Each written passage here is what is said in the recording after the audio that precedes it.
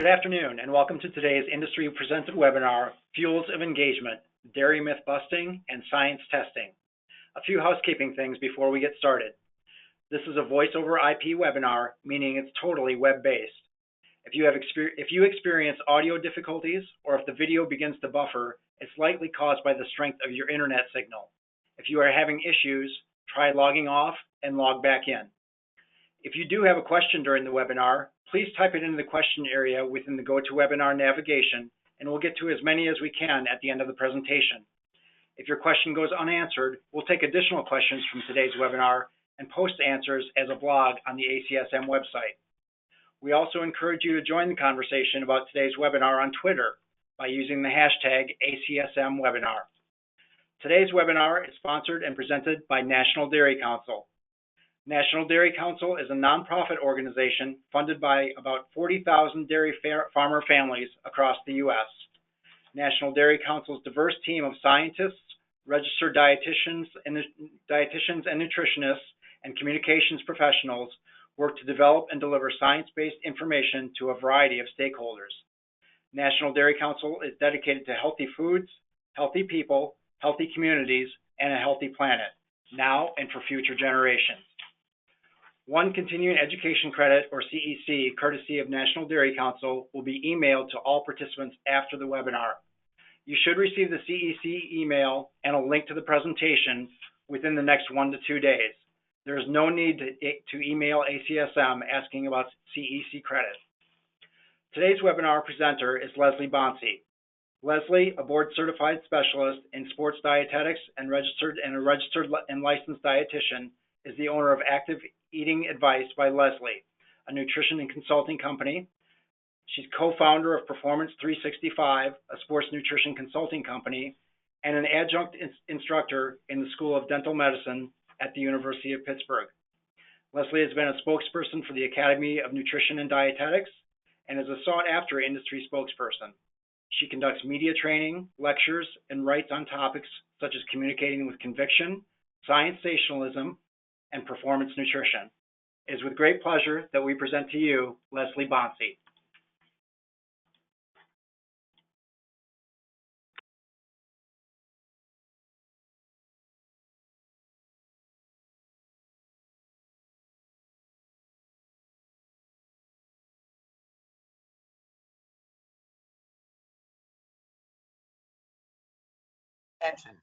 Is as a registered dietitian nutritionist, it is my job to help clients navigate the world of food to safeguard health and optimize performance. Food choices should be based not only on preference, availability, and affordability, but also facts, not fallacy. So, that being said, here's me. And my disclosure, I am an ambassador for the National Dairy Council, and also want to mention that this webinar is sponsored by an educational grant from the National Dairy Council. And yes, I actually do cook in my kitchen. I don't just talk about food, I make it. There are learning objectives for today. Number 1, to identify the common nutrition myth and misperceptions and become better equipped to correct and educate based on sound science. In other words, evidence based on the literature, not the listserv. To illustrate how dairy foods like milk and cheese and yogurt fit into a healthy and sustainable eating pattern, and why those recommendations are there for 3 servings of dairy per day.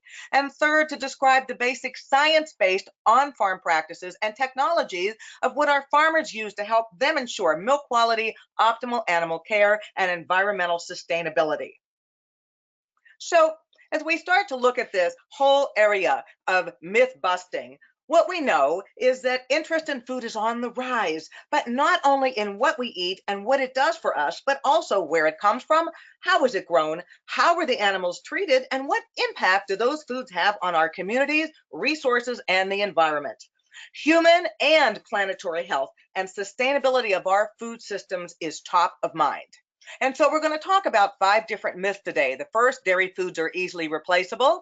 The second, that dairy foods aren't needed for health. The third, that lactose intolerance equals dairy avoidance. The fourth is that animal care is not a priority. And number 5, dairy is not a solution for environmental concerns. So here we go.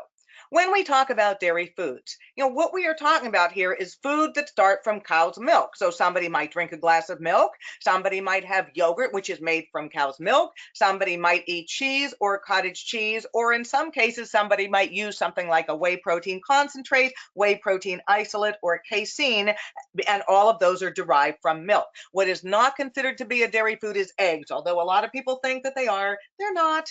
And so also when we think about these types of food items and we think about the benefits of where this comes from and why we look at the myths. So this first myth that dairy foods are easily replaceable. There are benefits in the glass, in the bowl, and also on the plate. Dairy foods are ready to consume. There's no waste. There's probiotics in fermented dairy foods such as yogurt and kefir. They can be incredibly convenient even for the culinary challenged. They're quite versatile. They can be consumed alone or added to in a recipe. And avoidance is necessary only if somebody has a milk allergy, if somebody follows a vegan eating pattern, or they simply don't like it. So when we think about milk, realize that there are a tremendous number of benefits. It is nutrient rich. 3 simple ingredients in milk. That's all. Milk, vitamins A and D. But also there are 9 essential for health nutrients. The protein that is in milk is high quality and there are no added sugar. The only sugar in milk is the lactose that is in there to begin with. We also know that milk is the leading food source of 3 out of the 4 nutrients of public health concern for both children and adults. And those are calcium, potassium, and vitamin D. And the third point is that both low-fat as well as fat-free milk and products derived from those are recommended as part of healthy diet patterns. Again, there is a lot of research to substantiate why that is the case. So when we think about dairy and dairy being so varied, we know that milk is the #1 source of 9 essential nutrients for children and 6 essential nutrients for adults. That is based upon the National Health and Nutrition Examination Survey data. Or in other words, milk delivers more bang for the nutritional buck. And if you look at this slide, you can see calcium, protein, vitamin D, vitamin B3 or niacin, vitamin A, vitamin B5, which is pantothenic acid, vitamin B12, cobalamin, vitamin B2, riboflavin, as well as phosphorus. So we are talking about a nutrition powerhouse within every pore. Also, when we think about these foods, realizing that somebody might say, well, maybe I'm not going to consume milk.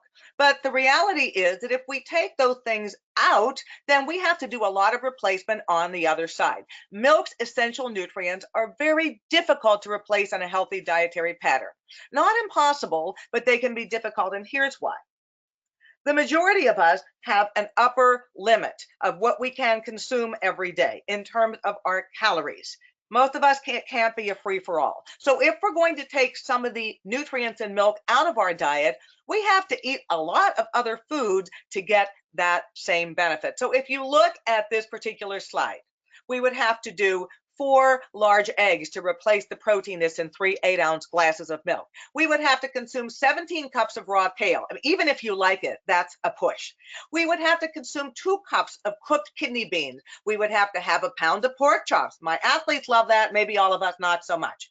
About 0.8 cups of whole almonds, 5 cups of chopped broccoli, 2 cups of sliced red peppers, 6.5 ounces of sardines, or approximately 15 of those, and 6 large white mushrooms. And all of those foods are fantastic, but that's a lot of food to have to consume every single day.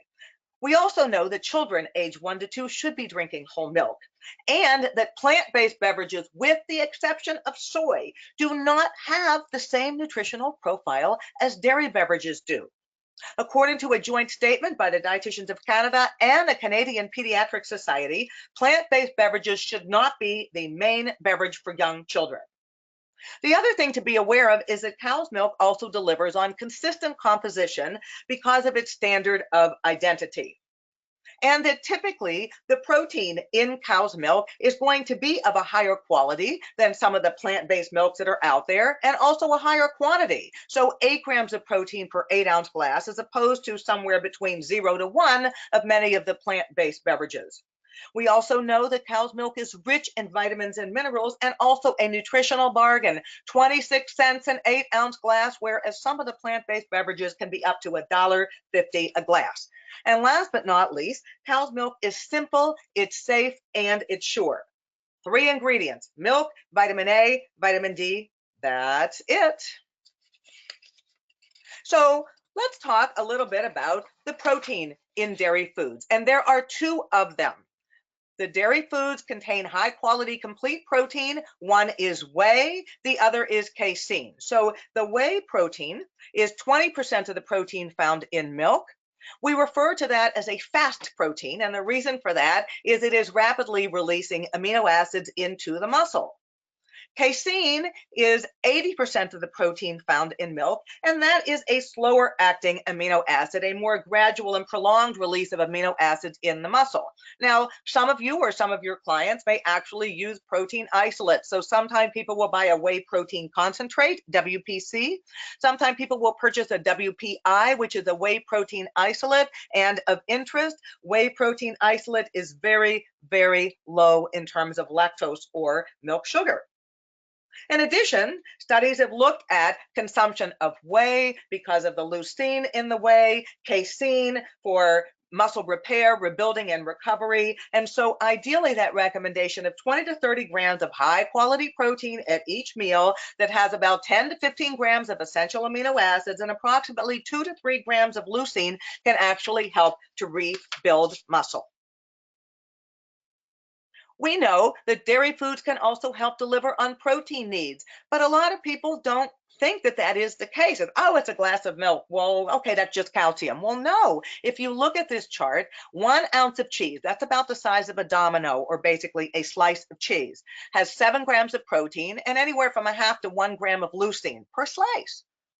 Low-fat milk, whether it is regular or lactose-free, has 8 grams of protein in an 8-ounce glass and 0.8 grams of leucine.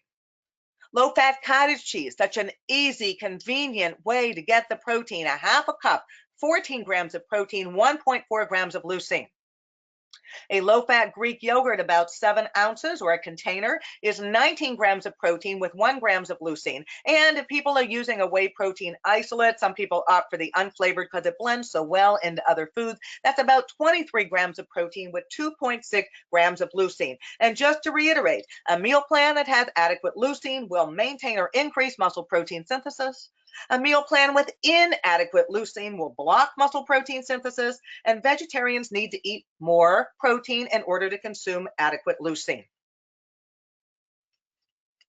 Well, what about people that exercise? Do they need more protein? Well, the Academy of Nutrition and Dietetics, the Dietitians of Canada, and the American College of Sports Medicine recommend about 0.54 to 0.9 grams of protein per pound body weight per day for athletes, depending on training. But also important to remember that it is better to consume protein spaced throughout the day. And so the advantage of dairy, that can be a very quick go-to item that doesn't require time to prepare. So if you look at some of these items, a can of white tuna, 41 grams of protein, 3.3 grams of leucine, 25 grams of protein, about a 3-ounce chicken breast will give you 1.8 grams of leucine, a scoop of whey protein isolate, 24 grams of protein, 2.5 grams of leucine, 3 eggs, 19 grams of protein, 1.5 grams of leucine, the yogurt, 15 grams of protein, 1.5 grams of leucine, and an 8-ounce glass of chocolate milk, 8 grams of protein with 0.8 grams of leucine in it. So lots of different ways that we can get those needs met in a variety of flavors and a variety of forms throughout the day. Also to show you that one of the cool things about dairy foods is the matrix. So there's a lot of things in the dairy, that whole really being better than just the part. So for instance, yes, there is protein, but there are minerals and there are vitamins and there are lipids in certain dairy foods. If you're picking a 2%, if you're picking a low-fat yogurt or cheeses, there is carbohydrate, the lactose that is in milk and yogurt, the bioflavonoids that are in the dairy foods, the enzymes that are in the dairy foods, the fermentation products that are in the dairy food that all might provide some very unique health benefits to us. We also refer to milk as being nature's sport drink. And why? So in milk, yes, you're getting fluid and you're getting electrolytes and you're getting a high quality complete protein, and you're getting carbohydrates. And in addition to that, we've got vitamin D, vitamin A, B12, as well as pantothenic acid and niacin, and also phosphorus, which is critically important in order to help support healthy bones. And as you see on the bottom of this slide where it says chocolate milk can be considered a good source of carbohydrate, well, what do we mean by a good source of carbohydrate? It has to provide at least 10% of the daily value for carbohydrate. So milk without chocolate flavoring added would have 12 grams of carbohydrate per serving. When you add in the chocolate, you're getting roughly about 30 grams of carbohydrate in that glass, and that is what is considered to be a good source, or in other words, 10% of 300 grams of carbohydrate per day. So it works very well, not only as a sports beverage, but as a way of putting some protein into the diet as well. Our second myth: dairy foods aren't needed for health. There has been a lot of research done, a review of the scientific evidence that actually has acknowledged the health benefits that are associated with the consumption of dairy foods. These extensive reviews have also looked at menu modeling in order to determine how to meet the nutrient needs through foods, and have concluded that dairy foods provide numerous health benefits to the body. For instance, lowered risk of diabetes, lowered risk of metabolic syndrome, lowered risk of cardiovascular disease, and lowered risk of obesity. So what are those recommendations suggesting? Between the 2005, 2010, and 2015 dietary guidelines, 3 daily servings of dairy food for those that are at least 9 years of age. And of note, this same level of research has not been conducted on dairy alternatives. Just a point of information. So let's take a dive into some of the benefits of dairy when we look at particular types of diseases. Start with type 2 diabetes.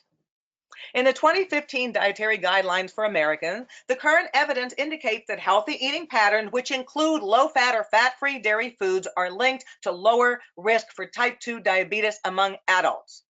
In addition, high to moderate quality evidence suggests that eating dairy foods is linked to a lower risk for type 2 diabetes. And in the 2016 Joslin Nutrition Guidelines for overweight and obese adults with type 2 diabetes and prediabetes, limiting saturated fat intake to less than 10% of the total calories, the recent evidence demonstrates that saturated fat in dairy foods may be acceptable within the total daily caloric intake. So, for people who actually don't always want to do fat-free, there are options, and that those dairy foods do not increase the risk of type 2 diabetes or prediabetes. What about for heart disease? Again, the 2015 dietary guidelines suggest that including low-fat or fat-free dairy foods are linked to a lower risk for cardiovascular disease. And eating dairy foods is not linked to a higher cardiovascular disease risk. Is also not linked to a higher risk for coronary artery disease. And there is moderate quality evidence that indicates eating dairy foods is linked to a lower risk of stroke. What about our blood pressure recommendation? In the DASH recommendations, dietary approaches to stop hypertension, this has shown that lower elevated blood pressure can actually happen with the consumption of dairy foods. So dairy food consumption is associated with a lower risk for high blood pressure. And one of the reasons might be is that the nutrients that are in dairy foods, particularly milk, cheese, and yogurt, including calcium, potassium, and protein, may be what contribute to the beneficial link between dairy foods and lowered blood pressure. In addition, clinical trials have found that eating low-fat dairy foods help to maintain or lower elevated blood pressure. And last but not least, what about bone health? Healthy eating patterns, including dairy, do support bone health in both children as well as adolescents. There have been several authoritative reports. The 2011 Institutes of Medicine Dietary Reference Intakes for Calcium and Vitamin D, the 2014 American Academy of Pediatric report encouraging increased dietary intake of calcium and vitamin D containing foods and beverages, the 2015 Dietary Guidelines for Americans, where research has linked dairy intake to improved bone health, especially in an at-risk population, children and adolescents. And the National Osteoporosis Foundation states that following the dietary guidelines as well as physical activity guidelines for Americans are both important, proactive, preventive, and positive steps toward ensuring a lifetime of healthy bone growth and or maintenance. So we don't want to be frail. Hashtag hale, not frail. That is the goal. And also, when we look at this, and I look at this from a sports nutrition perspective, it certainly behooves me to make recommendations to my athletes to support their supporting structure. And so when we think about that, we know it is more than just calcium. It is calcium, it is vitamin D, it is also high quality protein, in addition to other types of micronutrients that would be critically important. So when we think about this, calcium, yes, we could do this with broccoli, but a cup of broccoli is 62 milligrams of calcium. A serving of dairy food is about 300.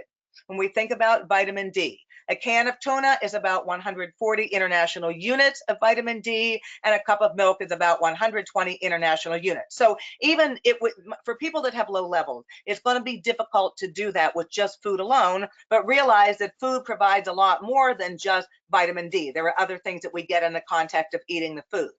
And when we look at that recommendation for 20 to 30 grams of protein per meal, we know that a container of Greek yogurt, depending upon the flavor, can be anywhere from 13 even up to 20 grams of protein per serving. A 3-ounce chicken breast, about 21 grams of protein per serving. But what if somebody doesn't consume dairy for whatever reason that is we think about the food item that people choose to have and where could they get the calcium if they're not going to do dairy. There are calcium fortified juices, both orange juice and apple juice are available that way. There are calcium fortified cereals, calcium fortified breads, calcium fortified plant-based milks. In addition, if somebody does eat fish, sardines or salmon have bones in them, and that can be another source of calcium, but you have to eat the bone. We know that soy foods provide calcium as well as protein. So soybeans, soy products such as tofu that are precipitated with calcium sulfate, soy yogurt, tempeh, and other beans. And then some of the leafy greens, including collard, turnip greens, kale, and bok choy. So yes, we can get our calcium needs met if indeed somebody is choosing for whatever reason to not put dairy into their diet. But the reality is that you have to choose from these foods, because if you don't choose it, then indeed you might lose it when it comes to bone health. Our third myth: lactose intolerance equals dairy avoidance. My subspecialty is digestive diseases, so I work with people with GI issues every single day. So let's take a look at this. First of all, we need to differentiate between lactose intolerance and milk allergy. So let's look at milk allergy first. That is a reaction to the milk protein, such as casein. It is triggered by the immune system. It generally impacts young children, and it can be outgrown. And if somebody does have milk allergy, they need to avoid milk and any milk product unless they have outgrown that allergy. But what about lactose intolerance? Lactose intolerance is a sensitivity. It's not an allergy. It is a sensitivity to milk sugar or lactose. And in response to that, there is a gastrointestinal response because the body cannot adequately digest lactose.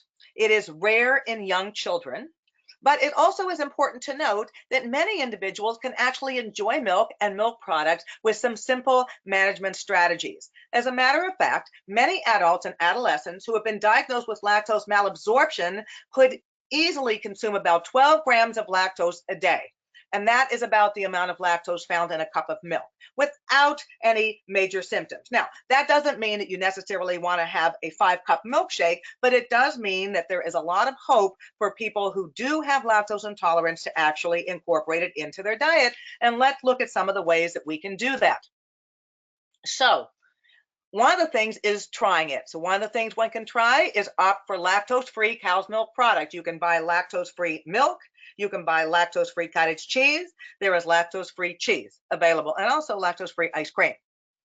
We can also start small, sipping it. Start small and introduce slowly. So maybe a tablespoon at a time instead of a glass at a time.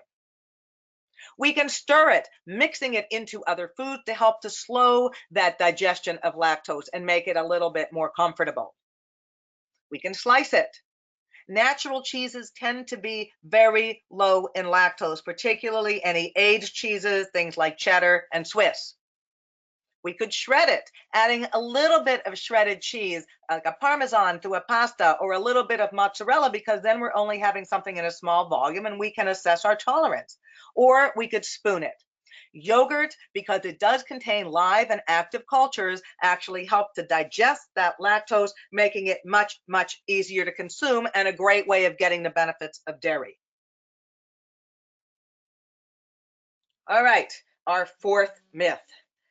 Animal care is not a priority. And, one of the concerns that is out there is that a lot of times when people are concerned or have fear about these foods, that, maybe they've never been to a farm or actually know what goes on. And so let's really talk a little bit more about what indeed is happening on the dairy farm. So one of the things is the FARM program, which stands for Farmers Assuring Responsible Management. The dairy industry, through the National Milk Producers Federation and support from the Dairy Management Incorporated, has initiated a voluntary program. And what FARM does is it offers a continuous improvement process to ensure a high level of on-farm animal care. And as you can see, 98% of U.S. milk comes from farms that participate in the FARM program. And what this embraces is the three tenets: animal care, antibiotic stewardship, as well as environmental stewardship. Well, I don't want you to hear this from me. I actually want you to hear this from the dairy farmers of what they have to say on the subject. And the first thing we're going to talk about is animal care.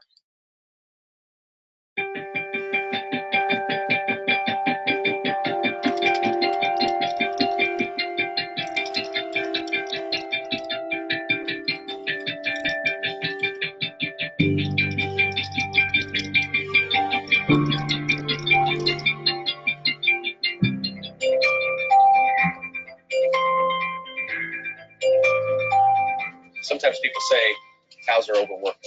Nothing could be further from the truth. When the cows are getting into the milking parlor and they're going through that process, they're only actually being milked about 5 minutes, 3 times a day. But the rest of their day is really spent getting out to eat, getting a drink of water, and laying down on a water-filled mattress, just chilling out. So I can really understand why people at their first experience with a milking machine might be like, oh my goodness, that looks like a machine. And it might be quite painful because of the stainless steel outer shell. On the inside, it's really a rubber inflation, and all it's doing is gently squeezing that cow's udder and milking the cow out. Milking a cow out by hand can be a very different experience depending on who's doing that job. So some folks might be a bit more aggressive, and others might be a little more timid. So the machine helps us to get to a point where every time that cow's milked exactly the same way. But it also helps her feel much more comfortable with knowing exactly what that experience is going to be like each and every time she comes to the farm. Sometimes you'll hear on the internet or in other forums that it can be cruel to separate calves from their mothers. If we left the cows with the calves as they're born, there's a few risks that you would take. In some cases, we might find that the calf doesn't nurse soon enough, and therefore those passive antibodies that help really get that calf off to the best start possible wouldn't happen in a timely manner. Sometimes it's benevolent neglect, and they'll have the calf and they'll allow it to nurse, or maybe they'll walk over and get a bite of feed, or they'll kick around a little bit. A calf weighs about 80 to 100 pounds when they're born, but their mother weighs maybe 1,500 pounds. And with those kinds of animals in the same kinds of space, you can imagine there might be some dangers of collisions, unintended. The area that we put the calves in when they're born is a space that's well bedded, well ventilated, and monitored very consistently. So the life of those calves and the lives of those cows are first and foremost. If you look really hard, I'm sure that there is one person that is making some bad decisions. When those one-off instances are made out to be industry standards, it's really frustrating, and it really ticks us off, to be honest. What I hope people take away is that we care about our cows and our animals as much today as we ever have, because I think we understand the cows better. I think those are the kinds of things we really hope to drive home when people come to visit us.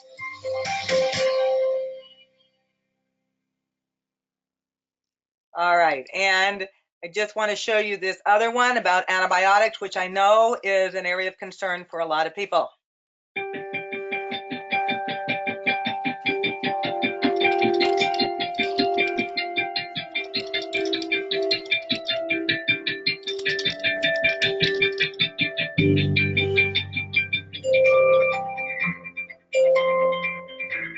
People say, oh, there's all this antibiotics in milk. Nothing could be further from the truth. There are no antibiotics in your milk, and there are tons of things that we do to make sure it doesn't happen.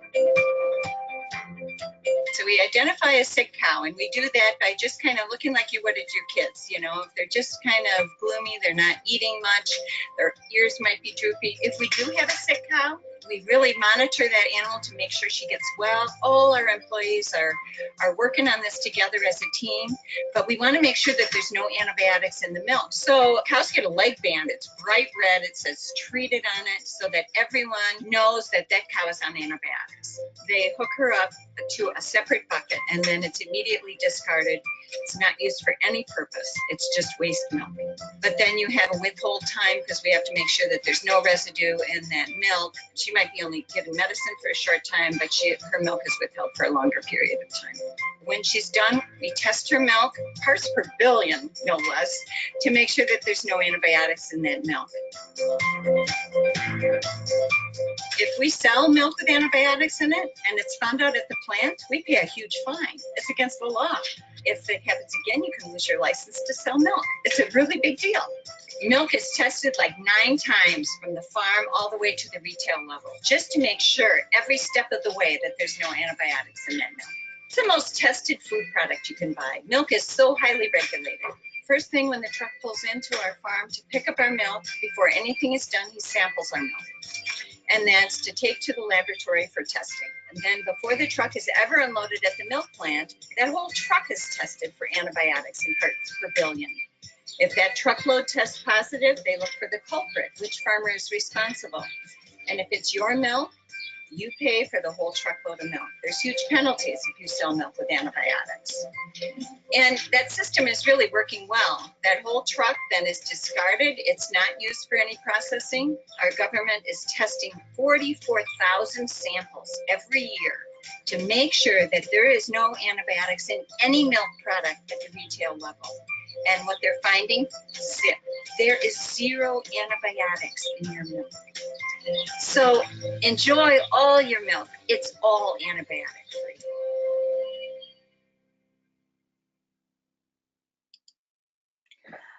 All right, so you've just heard from 2 of the dairy farmers, and just to reiterate on this, because many people will say, well, look, there are antibiotics or there are hormones in the milk.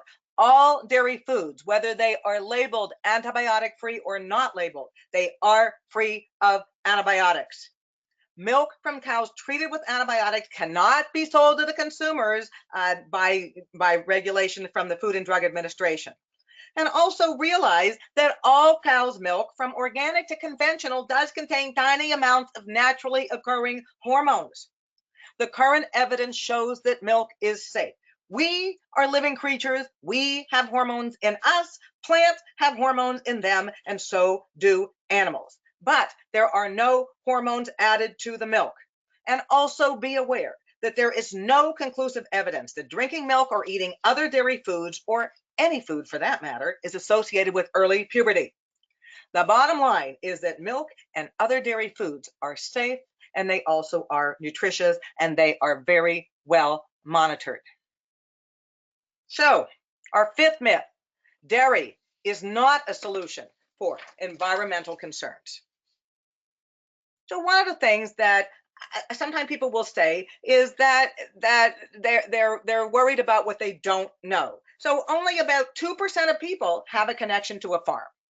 Therefore, what we don't know can raise the alarm. The fact is that 97% of dairy farms are family owned. 97%. They care about their herd, they care about their families, they care about their workers, they care about their land, and they aim to do more with less, to pay it forward with regards to planetary health. So just to show you is these are the definitions from the Food and Agricultural Organization of what is considered to be a sustainable food system. And moving forward, that is certainly something that is important for all of us. It needs to be top of mind for us all, and it certainly needs to be top of mind and is for our dairy farmers as well as other farmers. The reason is we have to be able to project forward to find solutions, both to feed a growing population at the same time with resources that continue to be more and more limited. So, what is considered to be a sustainable diet?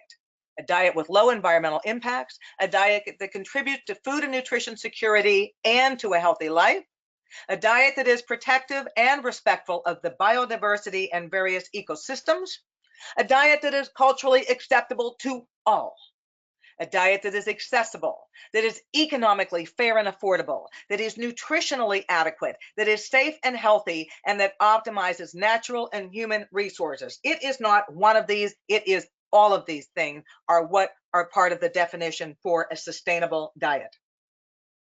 And so, how has dairy embraced sustainability? And this is actually based on information from 1944 to 2007. And from 1944 to 2007, in order now to make a gallon of milk, we are using 90% less land. Farmers are using 90% less land, 65% less water, and 63% less carbon or greenhouse gas. Those are significant changes, and that has come about with knowledge. That has also come about with technology. In addition, when people raise concerns about the greenhouse gases, we know that dairy in the US contributes only 2% of greenhouse gas emissions. And in addition to that, the US dairy community has actually set a voluntary goal to reduce greenhouse gases by an additional 25% by the year 2020. Some of the dairy farmers have also talked about the idea of zero carbon footprint. That is to be commended. Dairy also contributes to only 5% of water withdrawal and occupies under 4% of the farmland in the US. Now, that being said, we know that all foods are going to have some degree of environmental impact, but it's also important to consider what benefits these foods have for people. The sustainable diet recommendations. We know that dairy is very high in nutritional value. It is accessible, it is available, it is nutritionally adequate. We know as well that plant-based diets can also contribute to a sustainable diet, and that reaching across the aisles, plant-based and dairy together may actually optimize the nutrient profile as well as the health benefits of our diets. And last but not least, we all have a role to play when it comes to greenhouse gas production. Most of us might we might travel via car, and sometimes we walk, sometimes we ride a bike, but it might be an automobile or it might be air travel. That is the biggest contributor to our greenhouse gases. It could be the electricity in our homes, since most of us don't like to live in the dark. It is also for goods and services, our household goods, clothing, entertainment, and food. So that is why it is so very critical that we talk about minimizing food waste and right-sizing our food consumption, because the end result of that is a significant decrease in our carbon footprint. So sometimes less is more is truly a very, very good adage to follow. And also, when we think about cows and realizing just what amazing creatures they are, is we know that dairy farmers care for their herd, they care for their land. You heard that from the dairy farmers. In addition to that, however, the manure can be captured and redirected back to the land. And what that does is actually help to establish the circle of sustainability from the animal intake to the output. to the substrate for the crops, so that you are instilling good practice rather than just adding to the landfill. And in addition to that, you may or may not know that dairy cows are tremendous nutrient cyclers. They can digest and unlock nutrients from foodstuffs that human beings simply cannot digest. We don't eat grass. We don't eat leaves. We don't eat stems. We don't eat the hulls of almonds. We don't eat the pulp of the citrus unless we're, especially if we're having a juice. And we don't eat the orange peels. And in addition to this, the dairy community is conducting research that is aimed at reducing methane emissions. So there is a tremendous amount that is going not only to the farmer's well-being, but to the earth well-being. So hashtag make haste to reduce waste, or hashtag more from manure. So we know as well that nourishing cows really does nourish people. As I mentioned to you, the diet of dairy cows are made up primarily of foods that people can't eat. As a matter of fact, 80% of what cows eat, human beings cannot eat. We know that dairy cows actually turn plants and byproducts into high quality protein, or what we call our nutrient-rich milk, because of the 4-chambered stomach that they have. It really is quite an impressive digestive process. So when people say, well, the cows are taking all of the food that human beings should be eating, the competition between dairy cows' diets and food people eat is negligible. 2% of the US food demand, 2%. So dairy cows make a net positive contribution to the food supply through milk and dairy foods in the United States. And just to show you as something of we all doing our part of what we can do and what we should be doing, honoring the harvest and nourishing people.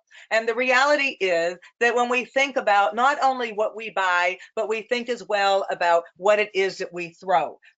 Whether it's Waste Not Wednesday, Waste Not Tuesday, no matter what day it is, take that trash can, put a slash through it, and figure out what it is that you can do, what we all can do to minimize our food waste.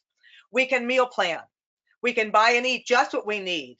We can make the most of our leftovers, make them over, health them over, whatever it is, eat them. Mastering food storage. And if we have extra food, let's donate to those individuals that are in need, because we know 1 in 6 children in the United States lived in food insecure households in 2015. Unacceptable. In addition to that, the idea of paying it forward, so that if we're not going to use, give on. If we all do this, we can provide a significant number of meals to those in need and reduce that burden overall. And incidentally, when we think about what are the major contributors to the landfill, it is uneaten food. So if there is less of that going into the landfill, we have a healthier planet. So this is the win-win all the way around. And just to end up, I'm just going to show you a couple of recipes, because I love to create in the kitchen, and I always love to come up with new ideas. So this is really the best of both worlds, the protein and the produce together. This is a creamy beanie broccoli soup. It has broccoli, carrots, onions, cannellini beans in it, so we've got 4 vegetables. It also has in it 2% milk, yogurt, an unflavored Greek yogurt, and it also has a little bit of cheese in addition to the spices that are there. Blended, delicious as shots or shooters, or having it cold or having it hot. This works really well. One-stop shopping. Another one. This is an overnight pumpkin yogurt oat, and the beauty of doing this with yogurt is you actually don't have to do it the night before, because the yogurt is thick enough, the oatmeal absorbs the yogurt, there's some milk in there, there's also pumpkin that adds the vegetable, and here I have it topped with cranberries and some pecans. We got the whole Thanksgiving thing going on, but we know we just don't have to do that on Thanksgiving Day, and it's more than just a pumpkin spice latte. And the third one, a black bean yogurt dip. I always try new things with my athletes to have them eat vegetables and have them consume things that otherwise they might not. And this only has 4 ingredients in it. It is pureed black beans. I use canned beans. It is salsa. It is a taco seasoning, and it is plain Greek yogurt. Blended together, takes under 2 minutes to make. Serve with vegetables or a little pita chip. You got a lot going on there. It is absolutely delicious. So, to end up, it behooves all of us to be selective, not neglectful when it comes to eating. Looking for that evidence that is based on the literature, not the listserv. Hashtag spear the fear. Hashtag facts over fallacy. Hashtag score with your pour. Hashtag dairy on the plate can make your diet great.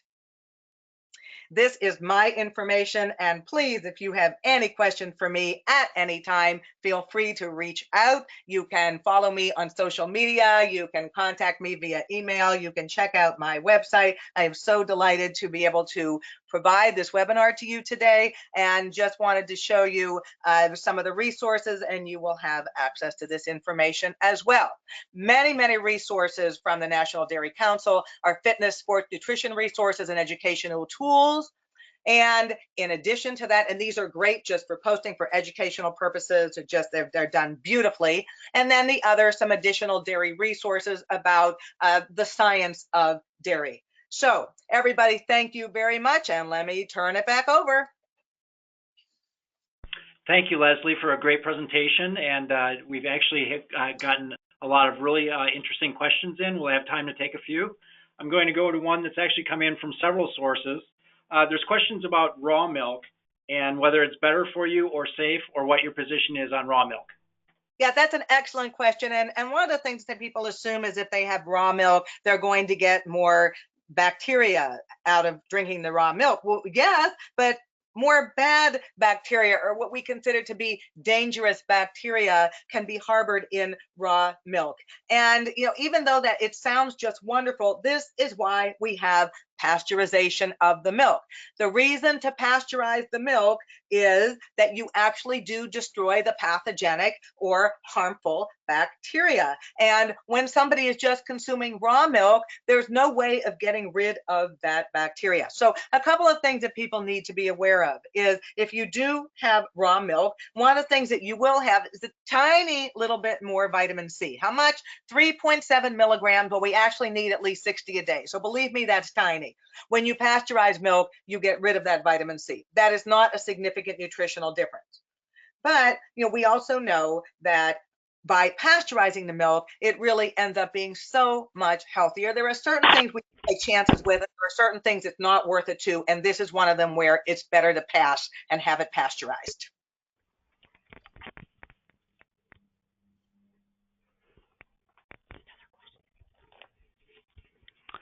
We're going to go to another question. Are you there, Leslie? Yes, I'm here. Okay, thank you. Is there a difference in the nutritional quality of grass-fed milk and conventional? And what about organics? Okay, so one of the things about all milk is all milk have 9 essential nutrients. They have the protein, they have the vitamins, they have the minerals. It's all there. But when we look at grass-fed, first of all, there is no federal standard definition of grass-fed dairy foods. We want to be aware of that.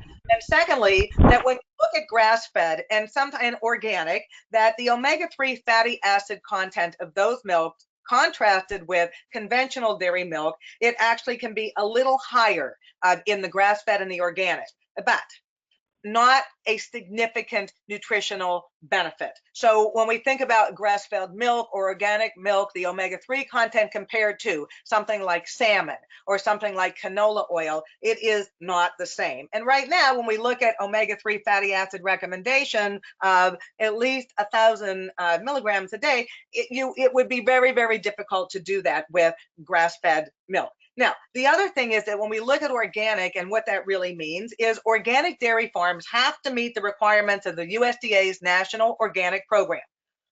Dairy foods can only be labeled as USDA organic if they meet these criteria. The cows on those farms have to be able to graze on pasture no less than 120 days each year and average at least 30% of their feed from pasture grazing. So just some things that people need to be aware of. It's a choice we can all make at the end of the day, but do not think that you are getting better nutritional quality by choosing one over the other. Great, thank you. Here's another, a little bit more practical.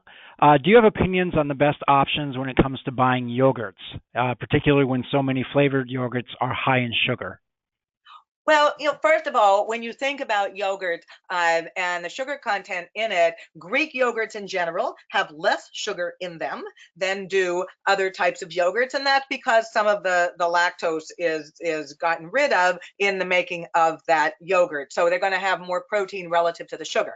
But in addition to that, and this is just something I do, I like to do my own flavor profiles, and so I either buy yogurt that is unflavored because then I can do a savory application, or I buy Greek yogurt like a vanilla one because then I can add the fruit that I want to and probably add more fruit than what might be in there otherwise. I'm buying the yogurt for the benefit that it provides. I don't need the bells and whistles. I can dress it up myself. Excellent. I'm going to go to another practical question here. Folks are curious as to whether you have favorite ways that you're incorporating dairy foods into the diets of athletes or clients that you're working with from a performance standpoint.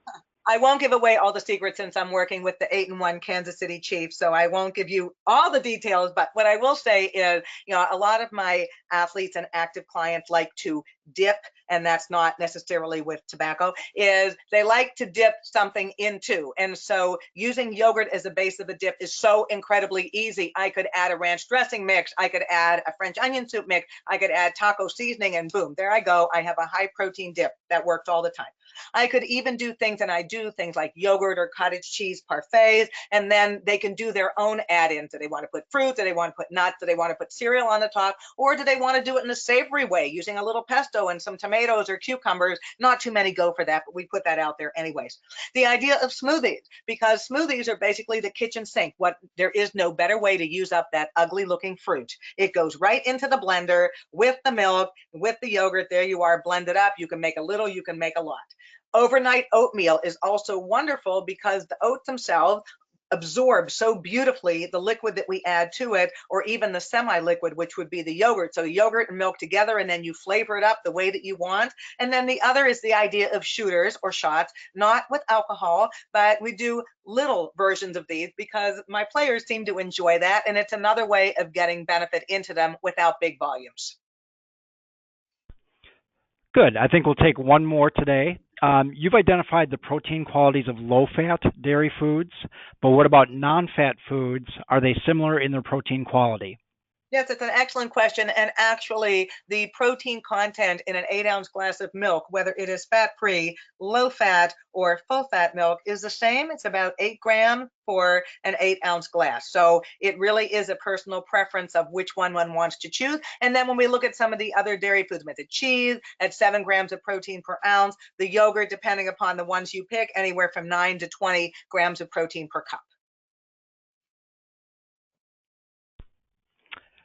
Okay, well, we have a number of other questions that have come in, and we will be taking those and creating answers for them and posting them at a later time on the ACSM website and our blog.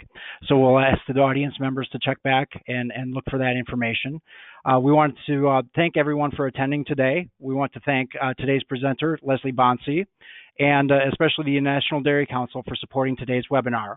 As a final reminder, an email with a link to your CEC, along with a PDF copy of today's slides and a recorded version of the webinar, will be sent within the next 1 to 2 days, so watch your mailbox for that. Within that email, there will also be a short survey, and we'd appreciate your feedback on today's session and ways that we can improve in the future. Have a great afternoon, and this will conclude today's webinar.